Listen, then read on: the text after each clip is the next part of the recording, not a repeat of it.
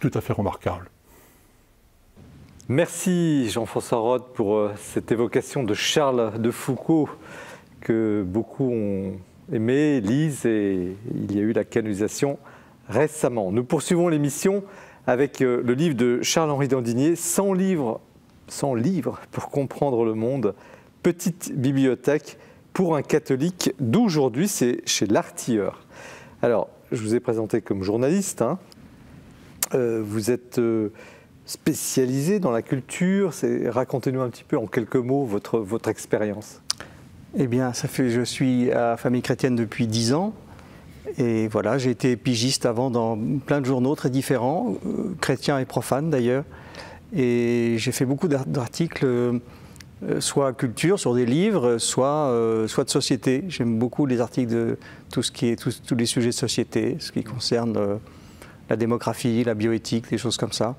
Et donc j'ai toujours eu un spectre assez large, ce qui se sent un petit peu dans ce donc ça veut dire que vous avez beaucoup lu. Oui, ce livre est issu, c'est un peu un livre, le fruit de cette expérience. Oui, c'est le fruit d'une trentaine d'années de lecture. Et puis, les livres que je n'avais pas lus depuis longtemps, je les ai relus. Ouais. Et puis, voilà, Et puis, il y a des livres que je n'avais jamais lus, dont je savais un petit peu ce qu'il y avait dedans. Je dis, par exemple, Hannah Arendt ou Maurice Allais, je savais en gros, mais je ne les avais jamais lus. Alors, donc, sur les 100 livres, il y a à chaque fois 2-3 pages par livre. Oui. Et il y a 4 grands chapitres: philosophie, pour comprendre l'homme; religion, pour atteindre Dieu; pour comprendre l'histoire; et puis pour comprendre la société. Donc voilà un peu la structure de l'ouvrage. Mais comment l'idée de faire ce sorte de dictionnaire, en quelque sorte, vous est venue? Une anthologie, oui. Il y a quelque chose qui me frappe beaucoup dans notre société, c'est que les gens sont un petit peu paumés. C'est-à-dire que on est dans une société qui est très atomisée, où il n'y a plus des croyances qui fédèrent un petit peu les gens, ce qui était le cas dans la société française jusque dans les années 50, qui était encore une société chrétienne. Aujourd'hui, ce n'est plus le cas. Et du coup, il y a des idéologies assez étranges venues d'outre-Atlantique qui nous tombent dessus et qu'on ne comprend pas très bien. Il y a l'islam qui nous bouscule, qui nous force à nous demander qui nous sommes, en quoi nous croyons. Parce qu'on a beaucoup d'individus modernes qui ont tendance à dire « mais je ne crois en rien ». Et donc, beaucoup de gens sont un petit peu perdus par cet environnement un peu curieux, et j'ai voulu leur donner des repères.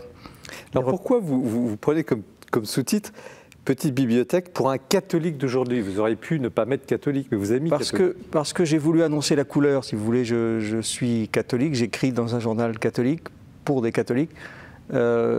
Si j'avais dit que c'était une bibliothèque idéale pour tout le monde, on aurait pu me demander « mais pourquoi parlez-vous de Thérèse de Lisieux? Pourquoi parlez-vous de tel ou tel ?» J'ai voulu annoncer la couleur et dire que je m'adressais de manière prioritaire aux chrétiens et aux catholiques. Si les autres veulent le lire, ils sont les bienvenus. Et en même temps, il y a, je veux dire, en proportion, sur les 100, je ne sais pas, il y a peut-être une vingtaine d'auteurs ou trentaine d'auteurs catholiques, parce que vous ratissez très large. Je ratisse très large, je n'ai pas fait le calcul. Non, mais le propos, en tout cas, c'est d'éclairer la connaissance. Oui. Et bien sûr, je m'adresse aux catholiques, mais il faut que les catholiques lisent de tout. Des catholiques, mais aussi des gens qui sont un peu entre les deux, comme Simone Veil, ou des gens ou Camus. Et puis des gens qui ne le sont pas du tout, comme Alan Bloom, qui n'ont rien à voir avec le catholicisme, mais dont je pense qu'ils sont intéressants à lire. En tout cas, c'est extrêmement accessible, il n'y a pas besoin d'avoir fait des études de philosophie, d'histoire, justement, c'est un peu l'essentiel. Ça, j'y tiens beaucoup, oui. Le côté accessible, le côté simple, clair, enfin, c'est très important. Je m'adresse au grand public, je ne m'adresse pas aux intellectuels. Comment avez-vous Pardon. Oui, comment avez-vous sélectionné Alors ça, c'est une grande question. J'ai fait une liste d'abord de 120 livres. Puis après, j'ai sélectionné, j'ai coupé. Quels critères? Eh ben, les critères, c'était que ce soit accessible et que ça dise quelque chose de notre époque et que ce soit très varié. J'ai composé ça comme un bouquet.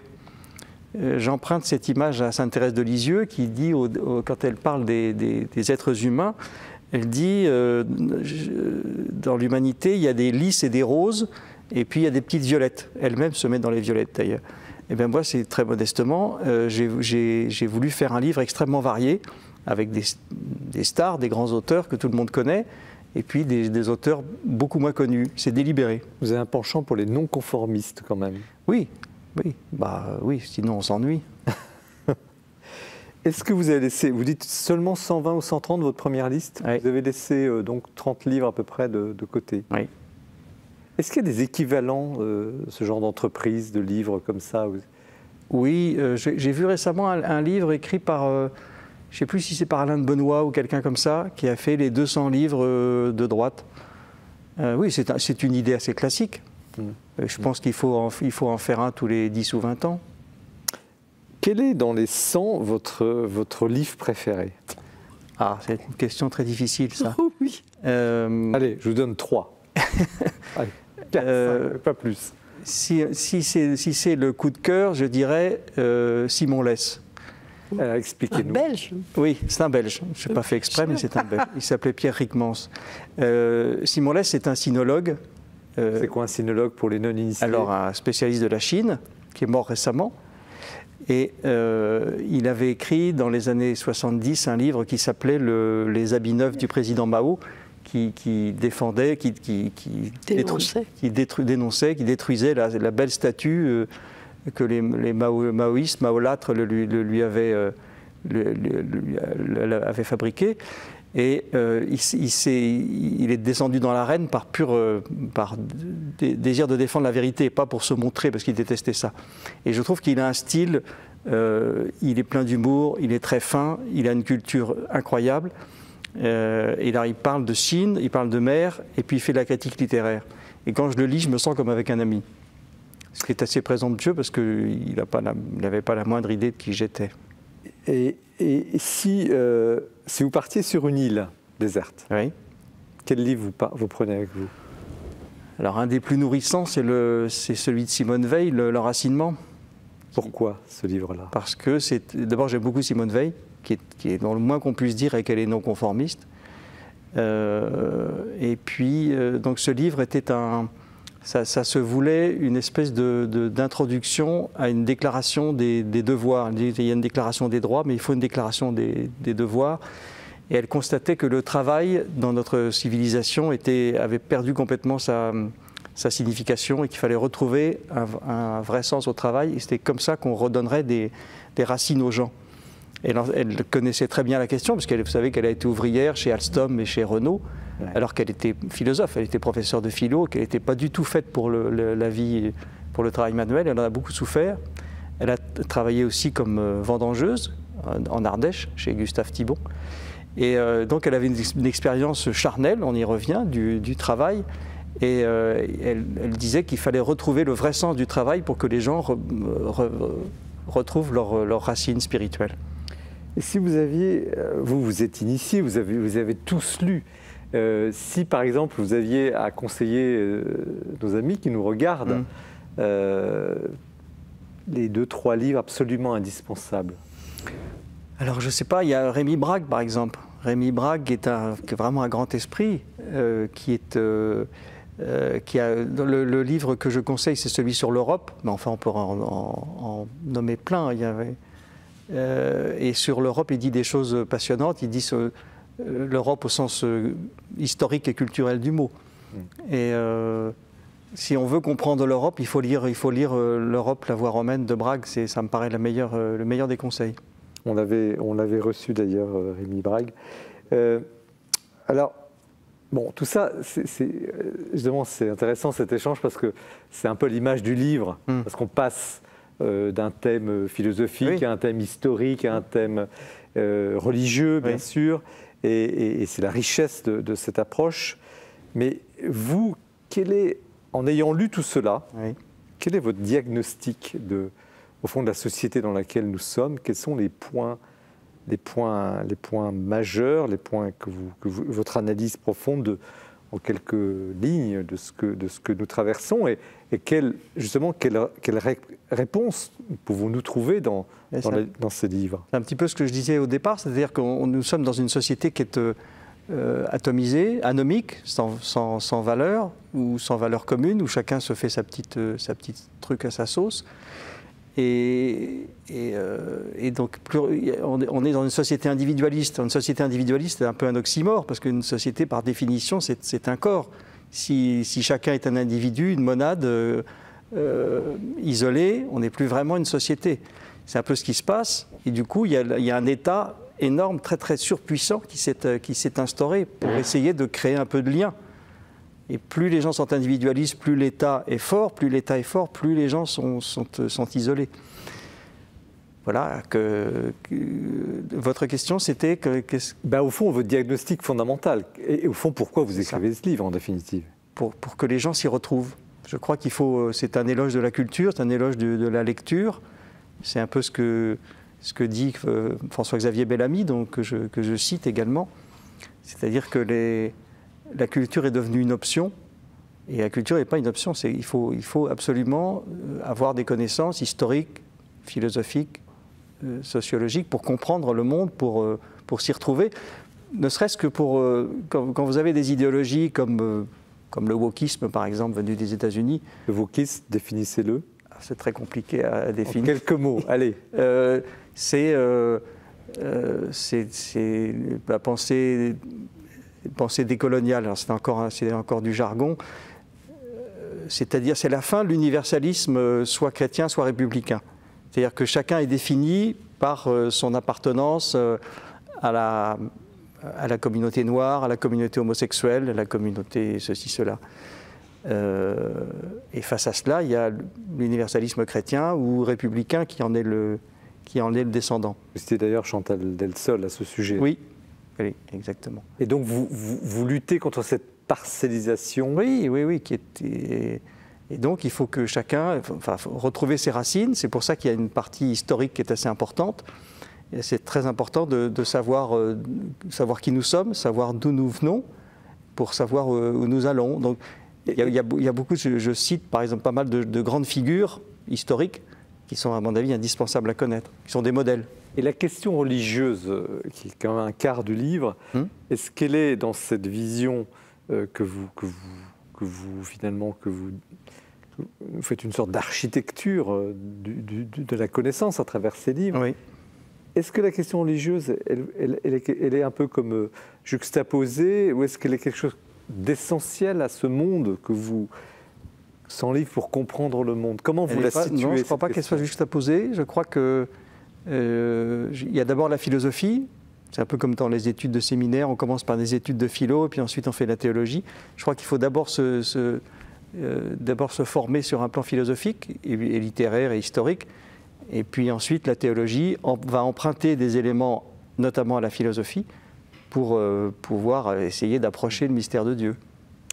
Mesdames, comment recevez-vous cette somme? Parce que c'est quand même une somme, c'est un travail considérable quand on imagine la lecture, l'analyse, la structuration. Colette Nismazur. Je suis toujours frappée de la générosité de la vulgarisation. C'est un beau mot, vulgariser, c'est rendre à chacun, au peuple, son bien. Et je trouve que ce rôle de passeur est essentiel. Par contre, j'ai été gênée qu'il y ait si peu de femmes. J'ai fait le décompte, il n'y en a pas beaucoup. Sur les 100 livres, la parité n'est pas respectée. Oui. Et je me suis demandé pourquoi. Oui, mais quelle femme? Il n'en manque pas. Il y a Sainte-Thérèse de Lisieux, il y a Simone Veil, il y a Karen Blixen. Sainte-Thérèse de Lisieux, elle en vaut 10.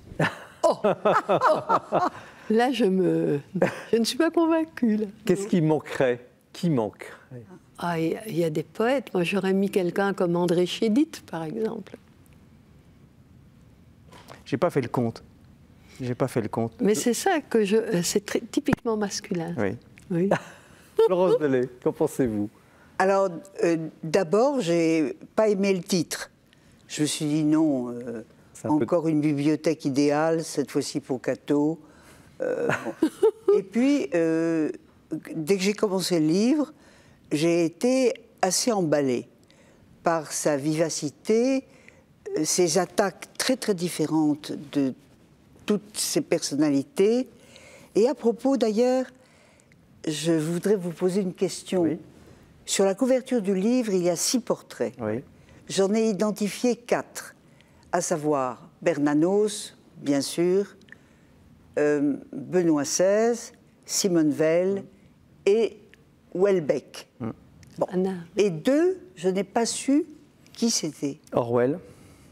Orwell au Orwell. centre. Orwell et Édith Saint-Marc. Et Édith Saint-Marc. d'accord, d'accord. Ben, comme je ne connaissais pas ce dernier, je ne pouvais pas le reconnaître. Et j'ai appris beaucoup de choses, et même sur les gens que je connaissais très bien, sauf sur Jeanne d'Arc. Alors ça... voilà. Bon, mais chaque fois j'ai appris beaucoup, et puis j'ai aimé votre liberté et votre sûreté d'analyse. C'est un livre très, très riche, très généreux, et pour moi, la moitié des auteurs étaient inconnus. Écoutez, merci beaucoup. Ça prouve que j'ai en partie atteint mon but, parce que le but, c'est de faire connaître un maximum d'auteurs aux lecteurs, en effet, oui. Alors, vous vous attaquez tout à l'heure en disant encore une sorte de bibliothèque idéale, mais tout de même, on a envie d'avoir une bibliothèque un peu. Est-ce que le concept de, disons, la bibliothèque de l'honnête homme est encore du siècle? Est-ce que c'est encore quelque chose ou est-ce que c'est... Il n'y a plus d'honnêtes hommes, il n'y a que des honnêtes femmes. Bon. Est-ce que la bibliothèque de l'honnête femme et de l'honnête homme est un mythe, est une sorte de luxe pour, je ne sais pas, quel bourgeois qui se rêverait intellectuel, ou est-ce qu'au contraire, il y a dans une bibliothèque, j'imagine que chez vous, je sais pas, il y a d'avoir des livres, beaucoup de livres, et le plaisir d'une bibliothèque. Alors, qu'est-ce que c'est qu'une bibliothèque, en fait? Une bibliothèque, c'est avant tout une bibliothèque individuelle. C'est très difficile d'imaginer une bibliothèque pour tous. Je crois que nos goûts, notre personnalité, nos faveurs, nos haines, c'est pour ça que ce genre de livre est formidable pour nous enseigner. Mais dire qu'on va tous les acheter pour les mettre dans sa bibliothèque, non. Je pense que la bibliothèque de chacun, c'est son miroir. Il y a un aspect personnel, bien sûr. Ouais, c'est pas normatif, vous n'avez pas l'ambition de... Non, c'est une proposition. Et puis je sais que les lecteurs achèteront 1, 2, 3, 4 de ces livres. De fait. Oui. Il faut d'abord acheter votre livre. Oui, bien sûr. Bien sûr. Colette Nismazur, la bibliothèque... Chez moi, il y a une bibliothèque dans toutes les pièces de la maison, sauf aux toilettes et à la salle de bain. Mais le reste, et alors, c'est sparse. Il y a une pièce vouée à la littérature française de Belgique, une à la poésie, une aux essais, enfin, j'ai sérié, ce qui est artificiel, mais ça me permet de retrouver plus aisément des livres, comme j'en passe beaucoup. Mais qu'est-ce qu'elle représente, cette bibliothèque? Mais je ne pourrais pas vivre sans livres. Je me souviens, quand nous étions un jeune couple, nous vivions dans un garni. Je n'ai pu y vivre que quand j'ai apporté un certain nombre de livres. C'est vraiment essentiel pour moi. Et de savoir que si j'ai un coup de cafard, je vais chercher tel poète, Reverdy par exemple. Je trouve que c'est quelqu'un qui vous fait descendre au fond de vous-même et rebondir. Donc je sais exactement ce que je vais trouver. Simone de Beauvoir, que j'aime beaucoup. Enfin, oui, je suis entourée de livres et ce sont des tuteurs, des compagnons. Des compagnons, des je vais reposer la question que nous avons abordée déjà tout à l'heure, mais comme vous l'avez souligné tout à l'heure, vous avez dit encore une bibliothèque idéale, et puis vous avez dit, pour Cato, y a-t-il une culture catholique? Ou est-ce que c'est un mythe total? Est-ce que je pense comme ça? C'est curieux, j'ai jamais pris cette optique-là. Non, je n'imagine pas faire un rayon catholique. Non. Non. Charles-Henri? Alors, je ne sais pas s'il faut faire un rayon catholique. Ce qui est sûr, c'est que notre culture est complètement imprégnée de catholicisme. Et même pour les gens qui ne sont pas catholiques, ils le sont un petit peu culturellement. le cas de Camus dont je parle dans cet ouvrage est quand même très typique, parce qu'il n'est pas, oui, il est pas croyant. C'est très intéressant, vous parlez de son catholicisme implicite. Oui, oui. C'est très... Oui, il n'est pas, croyant, mais il est très très marqué par le catholicisme, par son éducation, ça lui a valu des déboires d'ailleurs. Parce que je raconte l'histoire de son père qui, vous savez, qui était tombé il était en Algérie, il était tombé sur des cadavres de ses amis émasculés. Oui, mutilés atrocement. Il était très bouleversé, très choqué. Il avait dit, un homme, ça s'empêche. Et parce que c'était un homme simple, il n'avait pas fait des études comme son fils. Et Camus a repris cette phrase de son père, qui était devenue une espèce de morale toute simple, mais au fond très, très juste. Un homme digne de ce nom, oui, essentiel. Et pendant la guerre d'Algérie, ça lui a valu les pires avanies, parce qu'il avait affaire à des adversaires qui disaient mais il faut tout faire pour mettre les Français dehors, y compris le pire. Et puis un bon colon est un colon mort. Et lui, il restait avec cette culture qui était une culture chrétienne finalement, humaniste. Alors dans ce bouquet, vous avez parlé tout à l'heure, vous avez, au fond il y a des fleurs, c'est un bouquet. Et de fait, le livre, il donne parfois un peu le tournis, parce que quand on le lit d'affilée, il y a toutes les problématiques, et c'est très riche. Y a-t-il, je vous pose la question à tous les trois, y a-t-il je vais employer le mot impropre, mais un ADN d'une culture peut-être universelle, vous avez posé la question tout à l'heure avec ce thème, y a-t-il dans cette culture mondiale une sorte de noyau qui serait un peu, je ne sais pas, l'embryon de toutes les cultures, et qu'est-ce que ce serait? Ce serait l'humanisme? Ce serait... Je ne crois pas qu'il existe de culture mondiale. Je crois que les cultures sont toutes, elles sont nationales ou régionales, ou elles sont toujours. On ne peut pas accéder à l'universel sans passer par le particulier. C'est assez banal ce que je dis. Mais des valeurs communes quand même, qui seraient des valeurs communes à toute l'humanité. Ou c'est une vue d'esprit, Florence Delay? Il y a d'abord ce qui est écrit en français. Peut-être que la langue française a quelque chose à voir aussi avec ça. Non, mais j'aimerais ajouter juste une chose. En écoutant l'importance des livres dans les maisons, l'inégalité, pour moi, fondamentale de quelqu'un qui naît dans une famille où il y a des livres et quelqu'un qui naît dans une famille où il n'y a aucun livre. Et je pense que tout commence là. Tout commence là, et cette inégalité très grande qui fait que moi, j'ai été bénie des dieux. J'avais un père et une mère entourés de livres et qui mettaient les livres plus haut que tout. Et je voulais simplement parler de cette inégalité-là. Mais parfois, on se rend compte que le creux va créer le plein. Je pense à Benigno Cáceres, qui venait d'un milieu de mineurs, qui n'avait jamais vu un livre de sa vie. Et il a été en captivité avec de très grands intellectuels qui, pour tenir le coup, se racontaient des livres, se donnaient des conférences. Il a été en captivité à 20 ans. Et il a dit, si je sors vivant de ce camp, je ferai tout pour faire découvrir la lecture à ceux du Coron.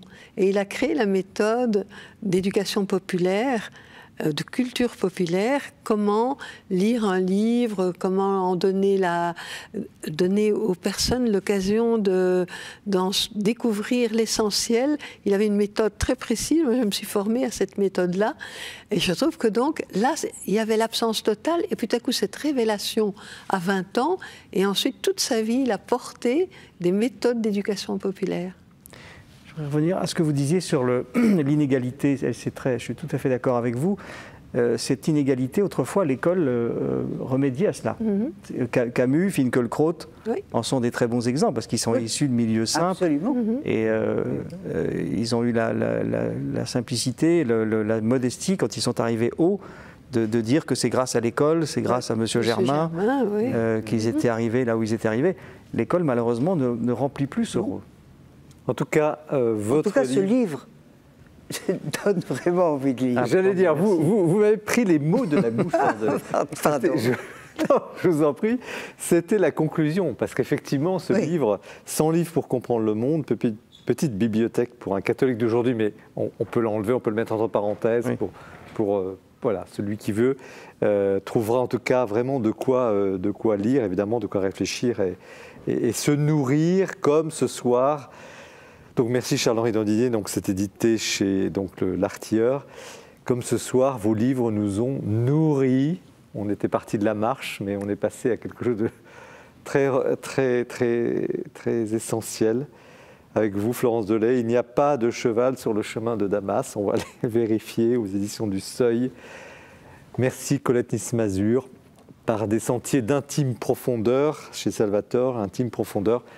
Ça sera le mot de la fin de cette émission qui je vous l'avais dit au début, s'annonçait belle et qui est décidément très très belle. Merci à vous trois. Merci. De cet échange, de cette richesse, de cette liberté que vous nous avez donnée et dont on s'inspire. Et merci de votre attention, merci de votre fidélité à cette belle émission. N'oubliez pas d'en parler autour de vous. L'Esprit des Lettres, nous nous retrouvons dans un mois. Vous la retrouvez sur KTO, sur Le Jour du Seigneur, sur le site de la Procure. Abusez de l'émission, abusez des livres. Très bonne soirée, au revoir.